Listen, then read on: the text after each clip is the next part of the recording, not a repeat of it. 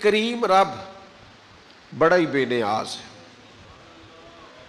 اللہ تعالیٰ کی رحمتوں کا اور رحمت کی وسعتوں کا کوئی اندازہ کر سکتا نہیں ہے۔ کسی جگہ کسی مقام پر کوئی آدمی جتنی بھی عقل دوڑائے اس کی عقل تھک کے واپس آ جائے گی، پر اللہ تعالیٰ کی کرم نوازیوں کی کوئی حد بندی نہیں ہے۔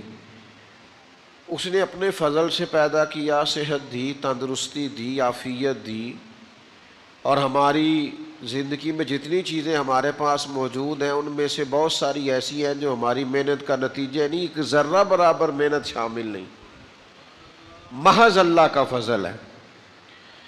اتنے سارے انعامات کیے، لیکن ایک مقام پہ آ کے وہ کریم فرماتا ہے میں نے تم پر احسان کیا ہے۔ احسان اتنے ہیں گنے نہیں جا سکتے، شمار نہیں کیے جا سکتے۔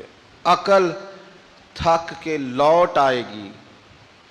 مالک کے احسانات کی نہ کوئی حد بندی ہے، نہ کوئی شمار ہے۔ وہ خود فرماتا ہے تم میری نعمتیں گننا چاہو تم گن نہیں سکتے، لیکن ایک مقام پر کہتا ہے لَقَدْ مَنَّ اللَّهُ عَلَى الْمُؤْمِنِينَ إِذْ بَعَثَ فِيهِمْ رَسُولًا۔ میں نے مومنوں پر احسان کیا ہے، انہیں اپنا رسول عطا فرما دیا۔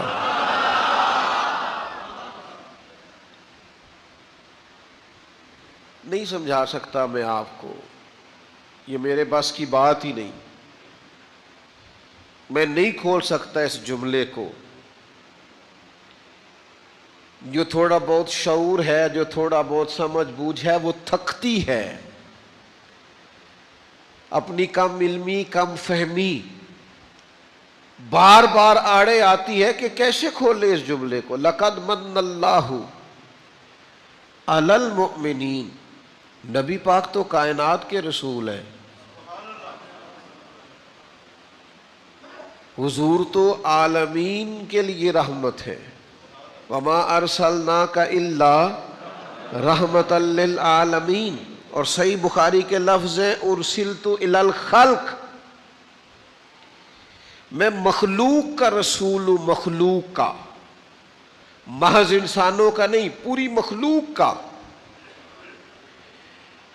قرآن مجید نے کہا کہ حضور رحمت للعالمین ہے، عالمین کے رسول ہیں، یعنی جس کا رب رب ہے نا، ان سب کے حضور رسول بن کے آئے ہیں، جنوں کے بھی، انسانوں کے بھی، حیوانوں کے بھی، جانوروں کے بھی۔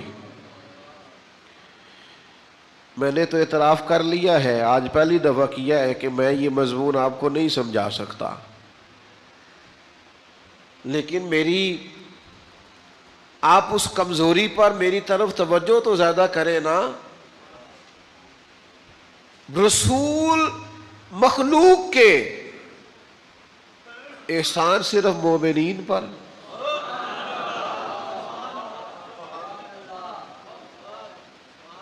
یا اللہ جنوں پر احسان نہیں، فرشتوں پر احسان نہیں، تیرے محبوب نے تو جانوروں کے حقوق بھی بیان کیے، ان پر احسان نہیں، پھر کل انسانوں کے حضور رسول ہیں۔ یہ ساری امت دعوت ہے نبی پاک علیہ السلام کی، تو مالک کی ساری کائنات پر احسان نہیں؟ تو گویا قرآن مجید کی یہ آیت بتاتی ہے کہ احسان تو سب پر ہے، پر بات تو اس سے کرنی ہے نا جو احسان مانے۔ او بھائی بچے چار ہیں، سارے باپ کی اولاد ہے، باپ نے مشترکہ خرچہ کیا ہے، والد نے مشترکہ تعلیم دلوائی ہے، ایک جیسے اسکول میں پڑھایا ہے، جتنا گھر میں کھانا پینا رہنا سہنا تھا مشترکہ ہے، لیکن وہ چاروں میں سے ایک کو ٹیلی فون کر کے کام بتاتا ہے، ایک کو اپنے مسئلے ڈسکس کرتا ہے ایک کے ساتھ، اسے پوچھے بھئی تیرے بیٹے چار نہیں، وہ کہندا ہے منڈے تے پتر تے چاروں ہی نے، پر کرنی تھی وہ دے نہ جڑی منے۔ بات تو اس سے کرنی ہے جو فرما بردار ہو، بوجھ تو اس پہ ڈالنا ہے جو بوجھ اٹھائے، کام اس کو کرنا ہے جو بھاگ کے کار آئے۔ تو جو کہے ابا جی طبیعت ذرا ٹھیک نہیں، میں تھوڑا مصروف ہوں، ذرا فلانی جگہ جانا تھا، تو دوسری دفعہ کام کیسے بتائیں گے؟ بلا مثال و بلا تشبیہ کا رسول تو کائنات کے ہیں۔ احسان مومنوں پہ اس لیے کیا ہے کہ ان کے آنے پر جو رنگ ابو بکر صدیق کا ہے نا، ان کے نام پر جان قربان کرنے کی جو تڑپ عمر فاروق میں ہے نا، دیکھو تو صحیح عثمان کس طرح آ کے خدمتیں کرتے، کس طرح خود کھانے پکا پکا کے لاتے ہیں تو کائنات کے رسول۔ لیکن آنکھ کھول کے دیکھو نا، شیر خدا کے ہاتھوں پہ چھالے، وجود نور پر خوشبودار پسینہ، اور ایک باغ میں مزدوری کر کے چند کھجوریں لائے۔ علی کیا ہوا؟ فرمایا میرے نبی نے کھانا نہیں کھایا کئی دنوں سے۔ او بھائی احسان تو اسے بتانا ہے نا جس نے ماننا ہے۔ آؤ نا تمہیں میں لے چلوں حبشہ کی سرزمین پر۔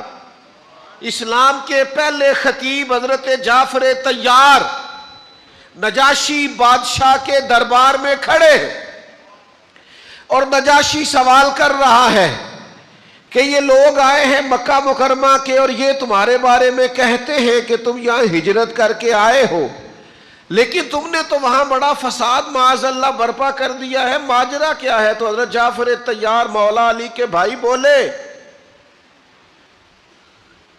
میں نہیں وہ درد لا سکتا، نہیں حیثیت کہ میں ترجمانی کروں۔ مسند امام احمد بن حنبل کھول کے دیکھنا، حضرت سیدنا جعفر طیار کہنے لگے بادشاہ ہم تو بت پرستی کرتے تھے، بھائیوں کا حق کھا جاتے تھے، پڑوسیوں کو ستاتے تھے، غریبوں پر ظلم ہوتا تھا، بیٹیاں زندہ دفن ہوتی تھی، پھر تجھے بتاؤں کیا ہوا؟ حضرت جعفر طیار کہنے لگے پھر اللہ نے نا ہمیں میں سے ہمیں ایک رسول عطا فرمایا۔ وہ دو عالم کی رحمت تھے، وہ جہاں چاہتے وہی رہتے، یہ ان کی مہربانی ہے کہ یہ عالم پسند آیا۔ فرمایا پھر اللہ لقد من اللہ علی المؤمنین اذ بعث فیہم رسولا، پھر اللہ نے ہمارے درمیان ایک رسول کو مبعوث فرمایا۔ پھر وہ جن بھائیوں کو ہم ستاتے تھے نا ان سے پیار کرنے کو دل کرنے لگا، پھر جن غلاموں کو ہم گویا اچھوت سمجھتے تھے، قریب نہیں آتے تھے، پھر ہم ان کے ساتھ ایک پلیٹ میں کھانا کھانے لگے۔ فرمایا پھر وہ پڑوسی جو ایک دوسرے کو ستاتے تھے وہ ہم سائے بن گئے، ہم سائے، ایک سائے میں رہنے والے، جن کا سایہ ایک ہے۔ کہا بادشاہ پتہ تجھے بتاؤں ہوا کیا؟ بیٹیوں کو زندہ دفن کرتے تھے، اب ہم بیٹیوں کو دیکھ دیکھ کے جیتے ہیں، اب ہماری محبتوں شفقتوں توجہات کا مرکز بیٹیاں بن گئی ہیں، ہمارے انداز بدل گئے ہیں، بس کریم نے کرم کر دیا ہے، مالک نے رحمت کر دی، اس کے فضل کی برکھا برسی ہے۔ خود نہ تھے جو راہ پر وہ اوروں کے ہادی ہو گئے، خود نہ تھے جو راہ پر وہ اوروں کے ہادی ہو گئے۔ وہ کیا نظر تھی جس نے مردوں کو مسیحا کر دیا؟ وہ بجلی کا کڑکا تھا یہاں صوت ہادی، عرب کی زمین جس نے ساری ہلا دی۔